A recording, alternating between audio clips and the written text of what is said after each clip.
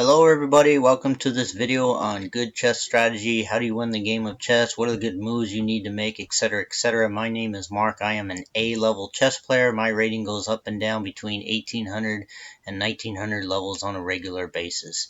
And in this video we are going to talk about how do you win the game if you have two rooks and he just has his king. Remember, this is one of the three positions that I talked about in the first video that you must master if you want to be a good chess player. It doesn't do any good to study the opening, get really good at tactics, be a good chess player, take all his pieces, and you get down to an endgame like this. And you can't win the game because you don't know how to do it. You're just checking them over and over, and king keeps moving out the way, and then 50 moves later, game ends in a draw because of the 50 move draw rule. And that's no fun. So in this video, we're going to talk about how you win the game if you have two rooks. So what do you do? What is the proper technique?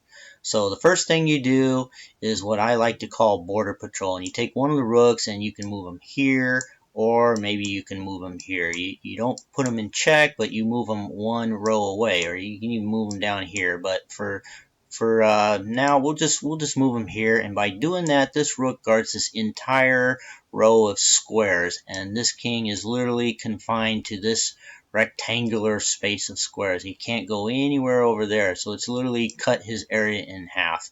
By doing that, that's called border patrol. Now it's black to move, so let's say black comes here, right, because he wants to go after this rook.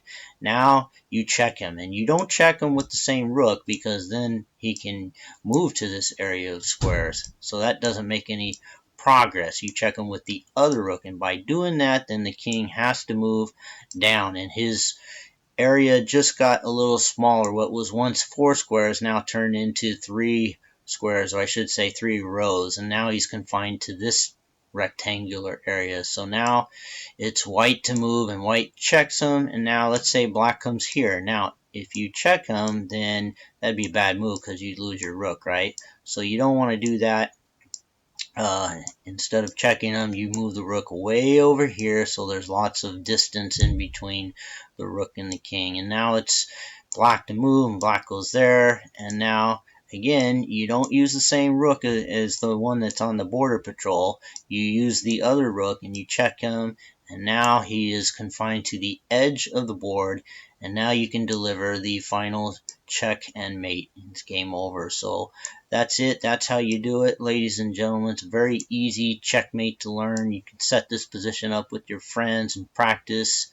Best way to learn something is hands-on by doing it, better than reading books or even watching this video. Set this position up, practice, move a border patrol like that. If king goes there, move him far away, create some distance, king goes there, and then take the other rook, put him in check, and just keep doing this checkmate over and over until you become a master of this position, and you will be well on your way to becoming a good chess player. So thank you for watching this video, and I will see you in the next video.